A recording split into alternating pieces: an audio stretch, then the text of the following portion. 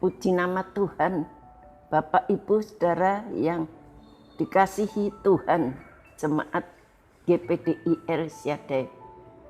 Kita kembali saat ini bertemu dalam Renungan 79. Kita akan membaca di dalam Kisah Para Rasul pasal yang ke-8.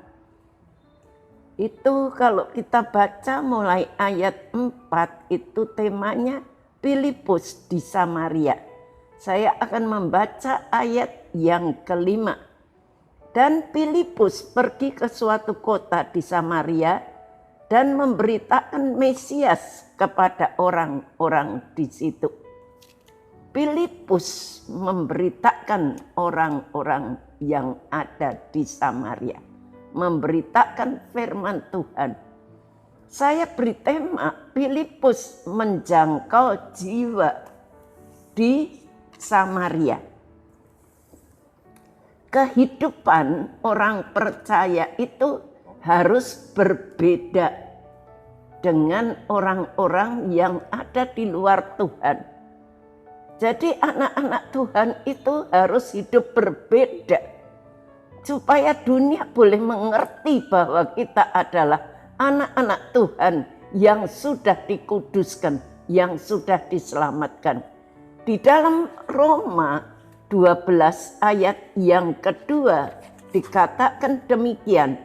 Jangan kamu menjadi serupa dengan dunia ini, tetapi berubahlah oleh pembaharuan budimu, sehingga kamu dapat membedakan manakah kehendak Allah, apa yang baik dan yang berkenan kepada Allah dan yang sempurna. Amanah agung Tuhan Yesus ini pun dikerjakan. Kita tahu dalam ayat Roma ini kita harus bisa menjadi terang. Kita harus berbeda dengan dunia ini. Di tengah-tengah dunia yang gelap ini kita harus menjadi kesaksian. Inilah yang Tuhan kehendaki dalam hidup kita. Tuhan menghendaki kita supaya kita menjadi kesaksian. Sebelum Yesus naik ke sorga, Dia melengkapi murid-muridnya itu dengan kuasa Roh Kudus. Di dalam Kisah Para Rasul 8 ayat yang pertama dikatakan, Kisah Para Rasul 1 ayat yang ke-8, itu dikatakan demikian, kamu akan beroleh kuasa kelak apabila Roh Kudus turun ke atas kamu, dan kamu akan menjadi saksiku di Yerusalem, Yudea, dan Samaria. Allah menghendaki kita yang sudah dilengkapi dengan kuasa Roh Kudus, anak-anak Tuhan itu, supaya boleh menjadi saksi di Yerusalem, Yudea, dan Samaria. Amanah agung Tuhan Yesus itu dikerjakan dengan setia oleh murid-muridnya. Mereka menjangkau jiwa-jiwa di Yerusalem dan di Yudea. Tapi seringkali di Samaria itu mereka lewatkan. Karena apa? Karena mereka menganggap bahwa orang-orang Samaria itu bukan orang Israel asli. Karena itu pada zaman dahulu di dalam perjanjian lama, Raja Asyur pernah merebut Samaria itu dan ia menangkap orang-orang Samaria. Di dalam 2 Raja-Raja pasal 17 ayat yang ke-6, 2 Raja-Raja 17 ayat yang ke-6, demikian bunyi firman Tuhan. Dalam tahun ke-9 zaman Hosea, maka Raja Asyur merebut Samaria. Ia mengangkut orang-orang Israel ke Asyur ke dalam pembuangan dan menyuruh mereka tinggal di Halah di tepi sungai Habor, yakni sungai negeri Gosen, dan di kota-kota orang Madai. Lalu di dalam ayat yang ke-24 dikatakan, Raja Asyur mengangkat orang dari Babil, dari kota, dari Hawa dan Hamat dan Safain, lalu menyuruh mereka diam di kota-kota Samaria, menggantikan orang Israel. Di sini kita melihat bahwa Tuhan itu menghendaki, karena Tuhan sudah melakukan di zaman raja-raja Asyur itu. Mereka sudah merebut kota Samaria, kemudian membawa orang-orang Samaria itu tertawan ke tempat itu. Jadi mereka menganggap bahwa orang-orang Samaria itu adalah bukan orang Israel asli. Tetapi Alkitab menyatakan bahwa Tuhan itu sangat mengasihi orang Samaria dan menjangkau seorang perempuan pelacur yang akhirnya bertobat. Dan kalau kita melihat di dalam Yohanes pasal 4 ayat 39 itu dikatakan demikian. Yohanes 4 ayat 39, dan banyak orang Samaria dari kota itu telah menjadi percaya kepadanya karena perkataan perempuan itu, dan bersaksi, ia mengatakan kepadaku segala sesuatu yang telah kuperbuat. Kita melihat Tuhan Yesus begitu mengasihi seorang perempuan Samaria, dan dia menjangkau seorang perempuan pelacur yang akhirnya bertobat, percaya kepada Tuhan, dan boleh menjadi saksi. Banyak orang Samaria di kota itu telah menjadi percaya kepada Tuhan karena kesaksian dari perempuan Samaria yang berdosa ini. Karena perkataan perempuan itu mereka percaya.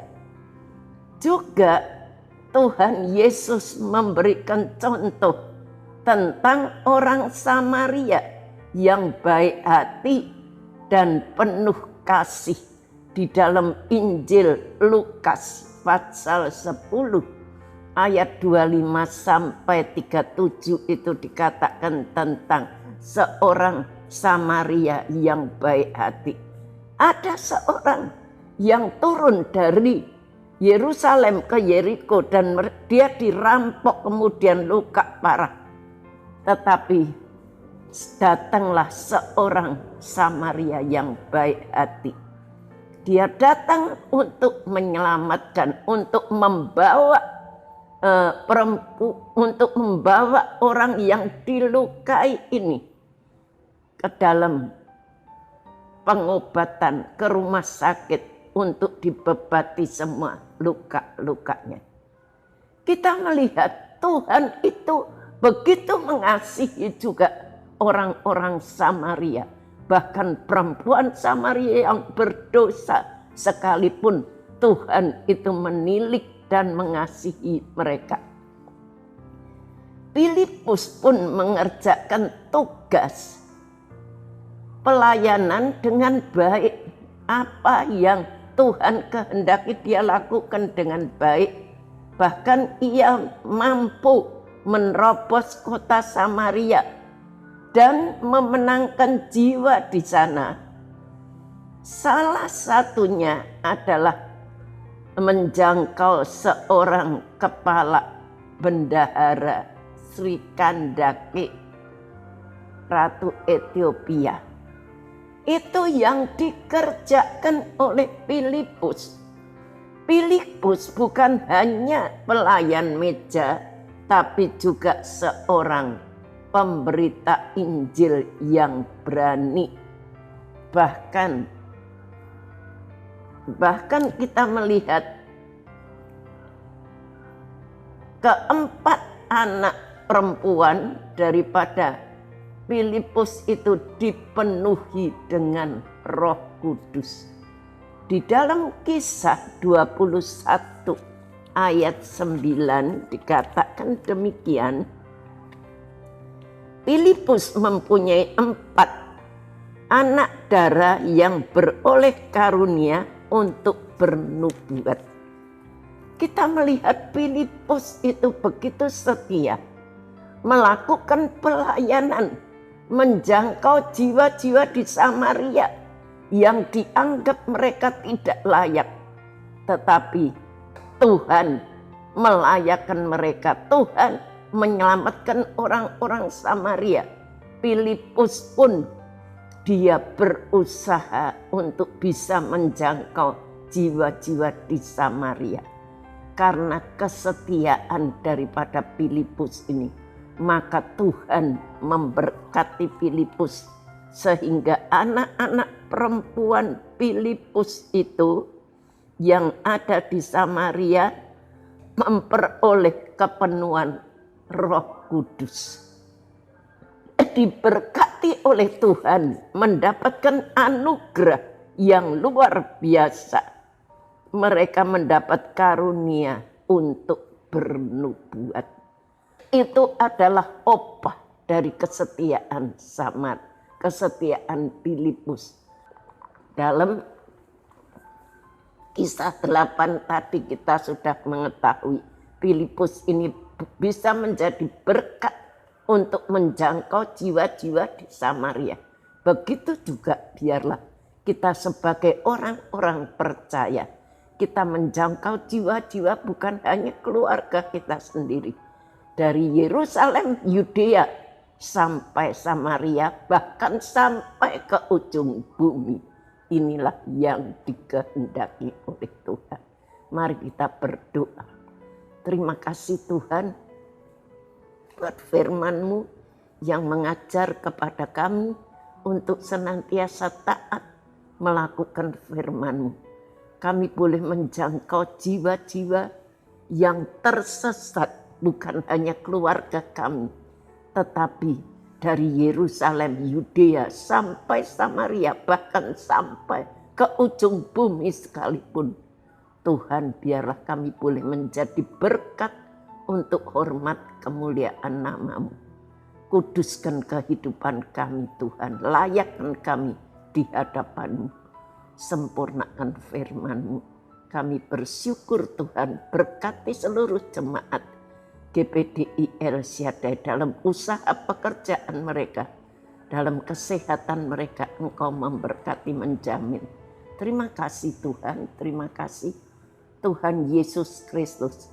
Tolong agar dalam hidup keluarga GPDI El Shaddai dapat setia, seia, sekata, dan jangan ada perpecahan, tetapi sebaiknya erat bersatu dan sehati sepikir.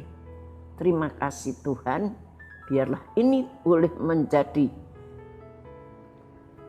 kehendak-Mu, boleh kami lakukan seluruh jemaat GPDI El Shaddai dan para hamba-hamba-Mu.